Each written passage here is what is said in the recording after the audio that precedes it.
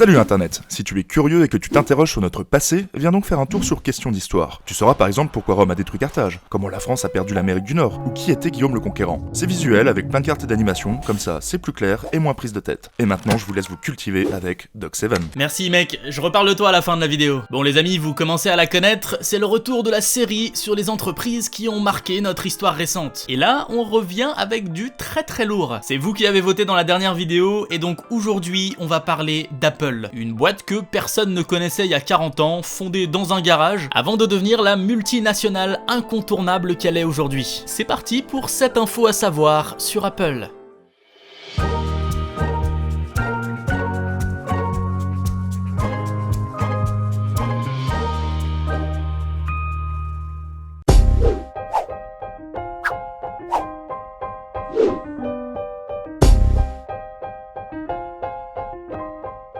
« 116 000 salariés, 45 milliards de dollars de bénéfices annuels, plus grosse capitalisation boursière au monde. » C'est simple, Apple c'est la multinationale de ces 10 voire 15 dernières années, en termes de profits réalisés mais aussi de présence dans l'inconscient collectif. C'est devenu une référence que tout le monde connaît, au moins de loin. Et pourtant, Apple ne fête que son 40e anniversaire cette année. Il y a encore 35 ans, personne ne connaissait Steve Jobs, alors qu'aujourd'hui certains l'ont presque érigé en prophète de la civilisation 2.0. Alors comment et pourquoi cette ascension fulgurante? Bon, pour ça, faut qu'on reparte un petit peu dans le passé. Tout commence en 1969, avec une rencontre capitale, celle de Steve Wozniak, 19 ans, et Steve Jobs, 14 ans. Les deux deviennent amis très vite, ils partagent leur passion pour l'électronique et l'informatique. Et ils kiffent aussi organiser des petits pranks à leurs amis. Je pense qu'ils auraient fait un tabac sur YouTube, ils en ont fait des tas, on en reparle tout à l'heure. Enfin bref, fin 1971, les deux compères tombent sur un article qui explique comment fabriquer une Blue Box.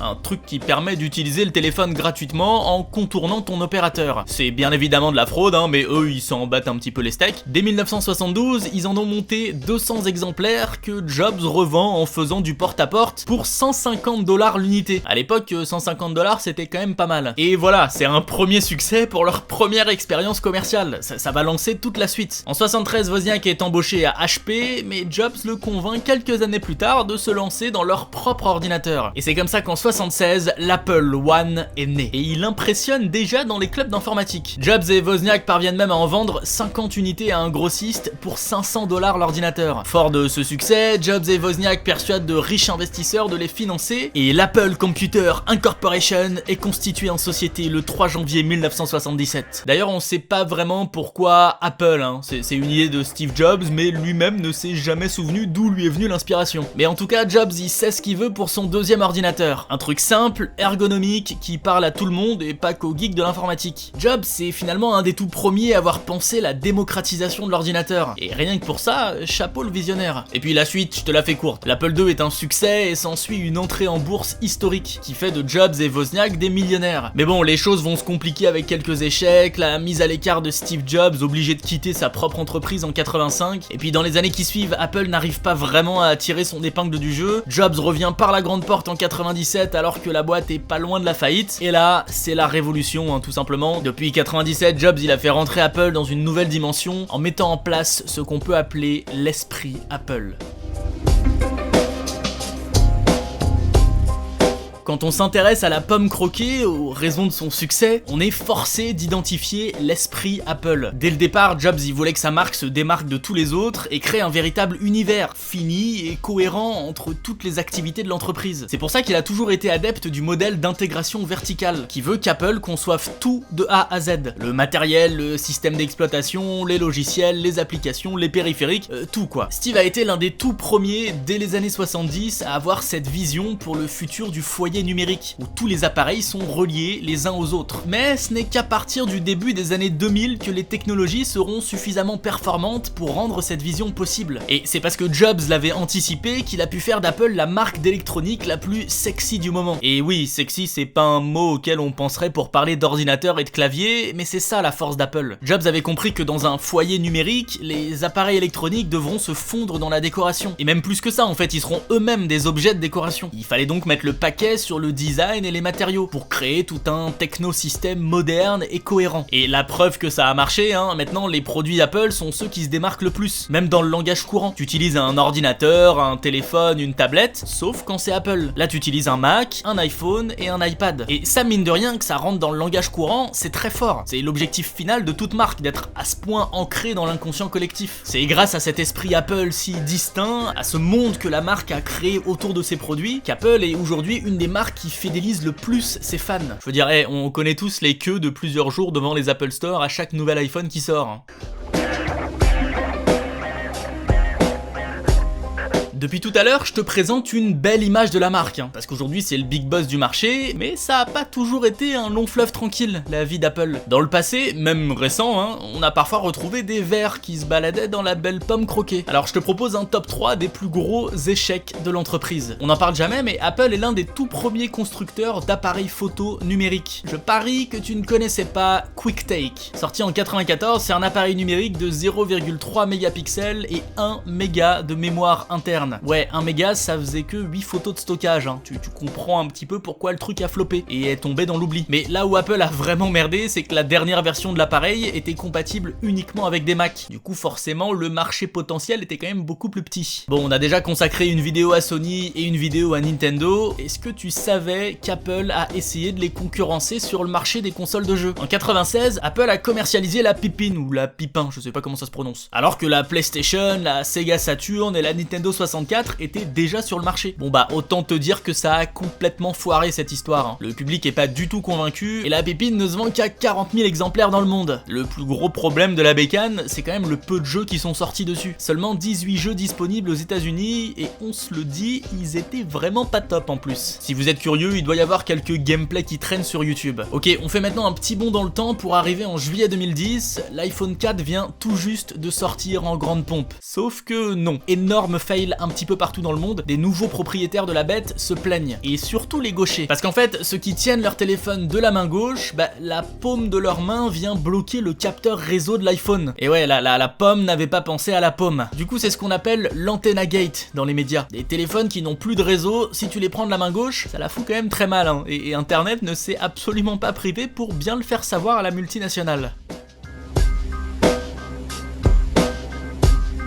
Il est décédé il y a plus de 6 ans maintenant, mais Steve Jobs est toujours la figure d'Apple, complètement indissociable de l'histoire de la marque. Et surtout, c'est un personnage assez fascinant et complexe, parfois aussi génial que timbré. Au fil des années, grâce à un esprit brillant et une capacité sans pareil pour persuader les gens de rejoindre son point de vue, il s'est carrément développé un culte de la personnalité autour de lui. Mais en fait, qui est-il vraiment? Déjà, Steve, ça a toujours été un électron libre, avide d'ouverture d'esprit. En 72, alors qu'il a 17 ans, il fait la découverte des philosophies orientales, et d'Inde notamment, ça va profondément le changer. C'est à ce moment-là qu'il devient végétarien par exemple. Très vite, il abandonne ses études sans le dire à ses parents, alors qu'ils se sont ruinés pour l'inscrire au collège. À cette époque, Jobs il expérimente tout, même des drogues hallucinogènes comme le LSD. Enfin bref, c'est pas un entrepreneur en costard-cravate comme il y en avait des tas d'autres. Jobs c'était plutôt un hippie. Et pourtant à côté de ça, dès ses débuts en affaires, Jobs se métamorphose en véritable rapace, avec un ego surdimensionné. Et surtout, c'était un patron très difficile avec ses employés. On est à des années-lumière de la culture hippie là pour le coup. C'est simple, quand il avait une idée, une vision, c'était forcément la meilleure idée. Ses employés n'étaient là que pour les appliquer dans des délais imposés par Jobs, qui étaient souvent intenables d'ailleurs. C'est ce caractère si particulier qui a notamment causé son départ forcé de la boîte en 85. Enfin bref, Steve Jobs c'est un personnage hyper compliqué qu'on peut voir sous plusieurs aspects,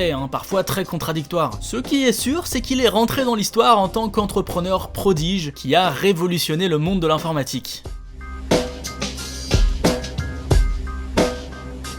Mais Jobs, aussi tyrannique qu'il ait pu être avec ses employés, c'était aussi un farceur hors pair. Avec Wozniak, ils ont forgé leur amitié grâce à toutes les pranks qu'ils ont pensé ensemble. Et je peux te dire qu'ils auraient vraiment eu du succès sur YouTube, Ils avaient peur de rien ces deux-là. Alors, juste pour le plaisir, voilà deux de leurs pranks qui m'ont vraiment marqué. En terminale, Wozniak avait construit un métronome électronique. Et il s'est rendu compte que ça faisait le tic-tac, tic-tac exactement comme une bombe. Du coup, il a scotché deux grosses batteries autour du métronome et il l'a planqué dans un des casiers de l'école. Et le Petit truc en plus, Wozniak avait arrangé le métronome avec la porte du casier pour qu'il accélère le rythme des tic-tac après son ouverture. Le fin mot de l'histoire, le principal du lycée, appelé par les élèves, avait fini par prendre la fausse bombe et courir comme un taré avec jusqu'au terrain de football. Le mec il était juste persuadé qu'il allait mourir et qu'il se sacrifiait pour son école. Quelques années plus tard, alors qu'ils essayaient de vendre des Blue Box, tu te souviens là, c'est la boîte qui sert à téléphoner sans passer par un opérateur, les deux Steve ont organisé une représentation dans la rue. Et pour se faire remarquer, quoi de mieux qu'une petite blague? Les deux complices ont utilisé leur Blue Box pour appeler directement le Vatican. Et pendant toute la conversation, ils se sont fait passer pour Henry Kissinger, le ministre des Affaires étrangères américain de l'époque. Quand je te dis qu'ils avaient peur de rien, j'espère que tu me crois maintenant. Bon et sinon, Ibra TV,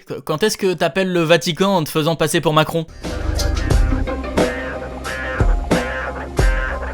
Comme d'hab, qui dit série sur les grandes entreprises, dit un petit florilège de faits à la con, mais quand même bien stylé. Déjà, faut savoir que Steve Jobs et Steve Wozniak, c'était pas les seuls cofondateurs d'Apple. Non, il y avait Ronald Wayne aussi, un collègue de Jobs qui était partenaire, histoire de faire l'arbitre en cas de désaccord entre les deux Steve. C'est même lui qui a dessiné le tout premier logo de la boîte, qui a vite été abandonné, mais quand même. Sauf que Ronald, il a beau s'appeler Wayne, il avait pas vraiment le sens des affaires. T'as compris la blague, hein, Batman, Bruce Wayne, qui est un milliardaire d'affaires. Bon bref. En fait, Ronald, il croyait pas trop au succès de la boîte à ses tout débuts. Et il a revendu ses 10% d'Apple quelques semaines après la signature du partenariat, pour seulement 800 $. Aujourd'hui, ces 10% d'Apple, il les aurait revendus 75 milliards. Il doit un petit peu avoir les boules, le monsieur. Bon, un petit truc qui va faire plaisir aux satanistes, sinon, le prix du tout premier Apple était de 666,66 $. Juste parce que Wozniak aime bien les chiffres qui se répètent. Bon, on reste dans les chiffres avec un fait qui illustre bien la puissance économique d'Apple à l'heure actuelle. 155 milliards de dollars. C'est la réserve de cash que possède Apple en cas de pépin. Rien qu'avec cette trésorerie, la boîte pourrait sortir assez de cash pour se payer Netflix, Twitter, Tesla et Facebook réunis. Ah, et au fait, ça peut peut-être te servir, on sait jamais. Si tu utilises iTunes, ça veut dire que t'as accepté de ne pas utiliser de produits Apple pour construire une arme nucléaire. Si, c'est dans les conditions d'utilisation, je te jure, tu peux aller voir. À cause de son esprit aussi facilement identifiable, Apple, plus que toutes les autres boîtes, suscite des réactions très extrêmes. S'il y a des fans inconditionnels de la pomme un petit peu partout dans le monde, il y a tout autant de détracteurs. Il suffit que je dise que je fais de l'émulateur et que je joue à des jeux GameCube sur mon Mac pour me faire défoncer sur Twitter, sans aucune raison d'ailleurs. Bon, mais en même temps, il faut dire qu'à l'image de son fondateur, Apple a aussi sa face cachée et son lot de controverses. Par exemple, les conditions de travail chez certains sous-traitants asiatiques d'Apple ont été pointées du doigt plusieurs fois depuis plus de 10 ans par des associations pour le respect des droits de l'homme. Sinon, l'un des reproches souvent avancés par les détracteurs, c'est la stratégie commerciale d'Apple, qui se base sur l'obsolescence programmée. L'idée, c'est d'enfermer le consommateur dans un univers, qui l'oblige par la suite à renouveler tout son appareillage électronique, alors qu'il n'y en a pas réellement besoin. Quand on sait qu'un des gros enjeux écologiques de notre époque, c'est la gestion des déchets, on peut se demander si c'est très raisonnable d'inciter les fans à changer de téléphone, de tablette ou d'ordinateur tous les ans par exemple. Du coup, au final, cette boîte, c'est toujours hyper compliqué d'en parler parce qu'elle suscite forcément des réactions. On l'aime ou on la déteste, j'ai l'impression. Les premiers se focaliseront sur la face brillante d'Apple et de Jobs, et les autres sur la face cachée et très controversée. Voilà, c'est pour ça que j'ai essayé de vous parler un petit peu des deux dans cette vidéo, quoi. Voilà les amis, c'est fini pour aujourd'hui, et je vous l'accorde, on n'a pas rongé la pomme jusqu'au trognon, mais avec Apple il me faudrait des heures de vidéos pour être complètement exhaustif. Alors n'hésitez pas à approfondir, il y a tout un tas de documentaires, d'articles et de bouquins dans la description. Aujourd'hui je voulais vous parler de la chaîne Question d'Histoire. Je connaissais absolument pas avant qu'il m'envoie son salut internet, et franchement je suis sur le cul tellement la qualité est présente. De l'histoire très intéressante et absolument pas chiante, c'est exactement ce qu'on adore. Alors allez vous abonner les yeux fermés, je vous jure vous serez pas déçus. Ah et bien sûr, c'est toujours aussi important, tu peux mettre sa misère au pouce bleu si t'as kiffé la vidéo, et si tu veux continuer la série sur les entreprises. Sinon la classique, abonne-toi, partage la vidéo, viens sur les réseaux sociaux, et moi je te dis à très vite pour une nouvelle vidéo. Salut internet.